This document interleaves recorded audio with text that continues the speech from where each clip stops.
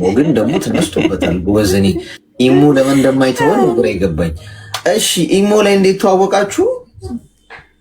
አሁን እሱ ያው ረጅም ነው ታሪኩ ባይዘው መረጃ ነው ታሪኩ። ግን ያው ቀለበት የጦስ ዶሮውን ነገር ጦሱ ምን ነበር? ጦሱማ ስልኬ ነው ጦሱ ማለት ስልክሽን አፈላልጎ ነው ኢሞ ማለት። አዎ አጋጣሚ ነው ባይዘው የተገናኘ ነው። እሺ ግን ቀለበት አድርገናል፣ ሁለታችንም ቀለበት አድርገናል። እንዴት ነው ቀለበት ያደረጋችሁት? አይ አይደለም። እሺ እንዱ ብቻ ልንገርህ ቀለበት አድርገናል። ቆይ ይኸውልሽ አንድ ነገር ምን መሰለሽ፣ አሁን አንቺ ስትነግሪኝ እየቆጠብሽ ከሆነ የምትነግሪኝ ልንቀምም አንችልም። መርፊው ከባድ ነው የሚሆንብን። ልጥ አድርገሽ ጉዳዩን አስረጅ እኮ ነገርኩህ እኮ ቀለበት አድርገናል። ብዙ ታሪክ አለ አልኩህ። እንደው ብቻ እኔ ትንሽ ምክር ካንተ ስለፈለኩ ነው። እሺ ቀለበት አድርገናል። ግን በመሀል ምን ተፈጠረ መሰለህ? ያው ስደት ነኝ እኔ ያለሁት።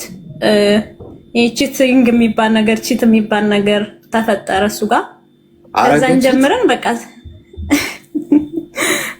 ሁለት ከዛን ጀምረን ግን በቃ ከዛ ቀን ጀምሮ ስምምነት ሊኖረን አልቻለም። የእውነት ነው የምልህ። በቃ ግን ቺት የሚለውን አሁን አንዳንድ ሰዎች ግልጽ ላይ ሆነላችሁ ይችላል። ማገጠ ወሰለተ ማለቷ ነው። እሺ ግን እንደዛም ሆኖ ይኸውልህ ምን አለ መሰለህ፣ እንደዛም ሆኖ ግን እሱ እንደተበዳይ ሆኖ ነው እንትን የሚለው ገባህ? እሱ እንደተበዳይ ምንድነው የሚባለው? ተበዳይ ቁጭ ብሎ በዳይ እንደሚለው እንጃ ሶሻል ሚዲያ ላይ ራሱ ምናምን እንደተበደለ ነገር ነው እሱ እንትን እያለ ያለው ገባህ?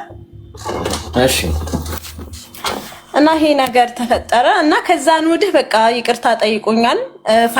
ፋሚሊ ግን እምቢ ብለዋል። እንዳኮረፉ ነው ያሉት። ይቅርታ የምታደርጊለት እኛ ልጅ አይደለሽም ብለዋል እነሱ። አይ እኔ በቃ ይሄ ተሳስቷል፣ ይቅርታ በቃ ማድረግ ፈልጋለሁ ለሱ ብዬ፣ እናንተም ወደዳችሁም ጠላችሁም እኔ ይቅርታ አደርግለታለሁ። ባይዘው ያፈቅረዋለሁ፣ በጣም ነው የምወደው። ምክንያቱም ገጠመኝ ነው የተፈጠረው አለኝ። በቃ እንደዛ ከሆነ በቃ ይሄ ወይም ስሜት ነገር አለ አይደል? እንደዛ ቆይ ገጠመኙ ምንድን ነው? አልገባንም። ገጠመኝ ያለሽ እንዴት ነው ቺት ያደረገው? እኔ እንግዲህ ምን አውቃለሁ። እሱ ያለው መንገድ ላይ እንደዚህ ተገናኝተን ገጠመኝ ነው ምናምን ነገር አለ። አንቺ ነግሮሽ ነው ራሱ? አዎ እኔ ያወቅኩበት በሆነ መንገድ አውቄ ጠየቅኩት። እሱ ደግሞ አዎ ልክ ነው አለ። አልዋሸም እኮ መንገዱ አሁን እኮ አሁን ሽፍንፍን እያደረግሽ አንቺ የምትፈልጊው ነው እየነገርሽ ነው ያለሽ። በምን አይነት መንገድ ነው ያወቅሽው አንቺ እሱ ቺት ማድረጉ? ፎቶ ደርሶኝ ነው። ፎቶ? አዎ ፎቶ ማለት የእውነት ፎቶ ደርሶኝ ማለትም በቃ ከሷ ጋር እንደዚህ አብረው አለ አይደለ እንደሆኑ አልጋ ላይ ምናምን ነገር ፎቶ ነው። ከፋሚሊ ነው እንደውም ከሞባይል ውስጥ አውጥተው ምናምን የላኩልኝ ማለት ነው። እኔ ግን ሰው አብሮ ሲያድርም ፎቶ ቤት ነው እንዴ ብዙ ሰው የሚገባው? እኔ ግራ የሚገባኝ ሰው ራሱ ላይ እኔ ግራ የሚገባኝ ጋይስ ፎቶ እየተነሳሱ እኔ አይ ጊዜ ግን እኔ ሞባይል ዘመን በጣም ነው የሚገርመው።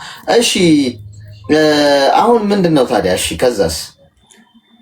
ከዛም በኋላ ይቅርታ በቃ ይሄ ነገር ተፈጠረ፣ ይቅርታ አድርጊልኝ በቃ ገጠመኝ ነገር የተፈጠረው ሲል እኔም ደግሞ እሺ ብዬ አለፍኩት። ያንን አልፌ ደግሞ እንደዛም ሆኖ ደግሞ ድጋሚ ተፈጠረ። ገባ? ድጋሚ ተፈጠረ። እሺ ይሄን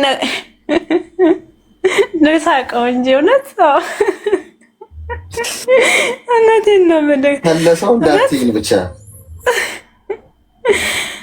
እውነቴን ነው የምልህ። እና ይሄ ነገር ተፈጠረ። አሁን በቃ ይቅርታ ይላል እንደዚህ በቃ እንትን ብዬ ነው በቃ አለ አይደለ እንደሱስ ነገር አለ አይደል እንደዛ ነገር ነው ይላል ምናምን። በቃ እኔ ግን ውስጤ በቃ እንትን ሊል አልቻለም። እንዴት ብዬ ይቅርታ አላደርግለት? እንዴት ብዬስ እንደ ድሮ ኖርማል ልሁን? በቃ በጣም ስምምነት የሚባል ነገር ሰላም የሚባል ነገር ውስጣችን በቃ አልፈጠራለ። ገባ? እና አሌክስ እውነት እኔ ምክር ያስፈልገኛል። ምን ላድርግ ትላለህ? እውነት ባይዘው ገንዘብ ምናምን ሳንቲም ልኬለታለሁ። ግን ያን ገንዘብ ግን ያደረገው በቃ ዝም ብሎ ተግባር ላይ አይደለም። ምነው ራሱ ቢቀየርበት፣ ምነው የሆነ ነገር ቢያደርግበት። እውነቴን ነው የምልህ ምንም አላደረገበት። እንዱ በቃ አይደል ቡኩን ሆኖ እሱም አሁን ዝም ብሎ ነው ያለው። ወይ ፍቅሩን ከኔ ጋር ያለው ነገር አትስተካከለለት። የእውነት እናንተ ደግሞ ኮሜንት ላይ አትሳደቡ። ይሄ ምንም ያሳድብ አይደለም። የእውነት አይ ችግር የለም። ተማሩበት፣ ባይዘወይ ተማሩበት። የእውነት ተማሩበት። ለእህቶቼ የምመክረው ምክር ቢኖር ማለት ነው ባይዘወይ ደግሞ በሃይማኖት ስር ገብተው የሚገቡ ወንዶች በጣም መጥፎ እንደሆኑ ይወቁ። በዚሁ አጋጣሚ የምናገረው ማለት ነው። የእውነት ነው የምልህ። አንተን ደካማ ጎንህን ያውቃሉ። በመንፈሳዊ መንገድ ነው የተዋወቀሽ? አዎ። እሺ ምንድነው አሁን? እሺ